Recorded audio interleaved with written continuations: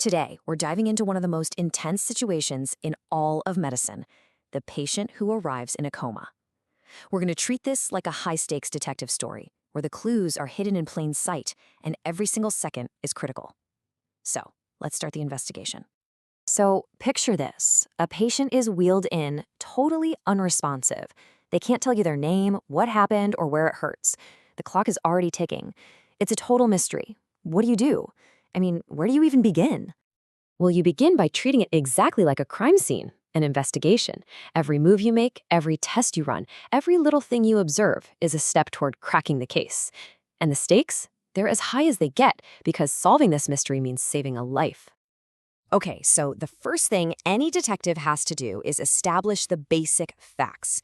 In medicine, that means putting a precise name to what we're actually dealing with. The central problem here is a coma. Now, that's more than just being asleep. It's a state of deep unconsciousness where you just can't wake the person up. We actually put a number on it using something called the Glasgow Coma Scale, or GCS.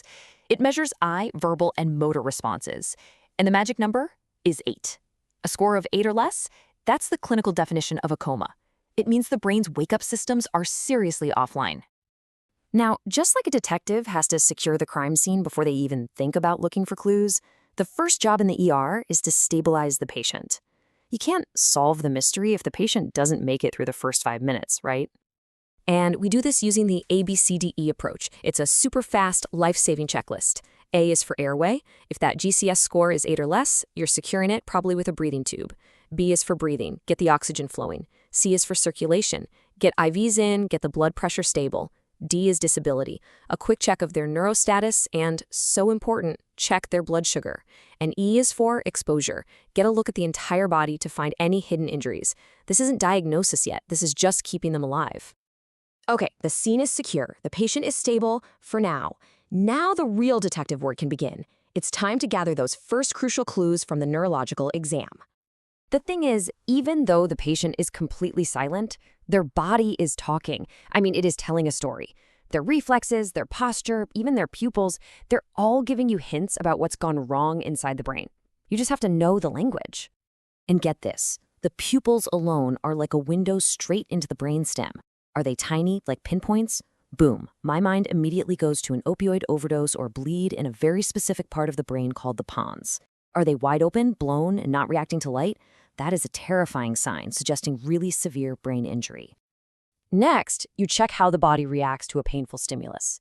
And you might see one of 2 really distinct involuntary postures. See this first one, decorticate, where the arms flex inward? That suggests the damage is above the brainstem. But this other one, decerebrate, with the arms extending out, that points to damage within the brainstem itself. And that, I can tell you, is a much, much worse sign. So, with these first few clues in hand, our clinical detective can start to build a list of suspects. In medicine, we call this the differential diagnosis. And wow, this slide really shows you just how big that list is.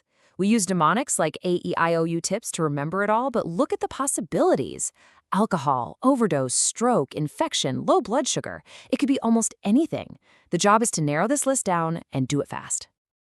So how do you even start to cut through that huge list? Well, the entire investigation quickly comes to a fork in the road, and it all boils down to one single pivotal question.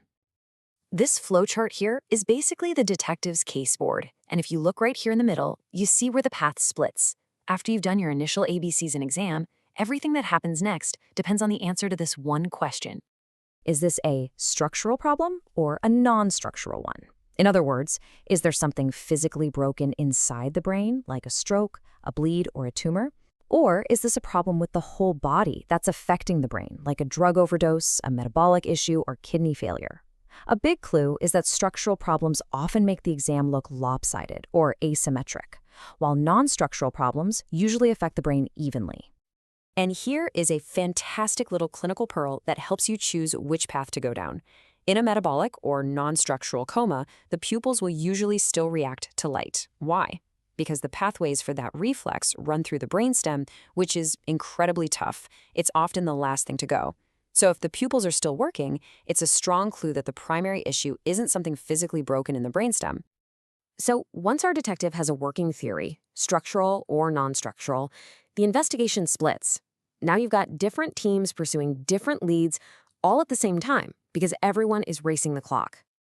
You're basically following two leads at once. If you're thinking it's structural, that patient is getting rushed to the CT scanner for a picture of their brain right now. But if you're leaning non-structural, the priority is getting blood and urine to the lab to check for toxins, infections, or metabolic chaos. But here's the thing. Lab results, CT scans, they all take time. And in this game, time is brain. You literally cannot afford to wait for all the proof to come in. Sometimes the detective has to act on the most likely culprits immediately. And this is where the famous coma cocktail comes into play. It's a mix of potential antidotes that you give empirically, which is a fancy way of saying you're giving it based on a strong, educated guess before you have all the facts.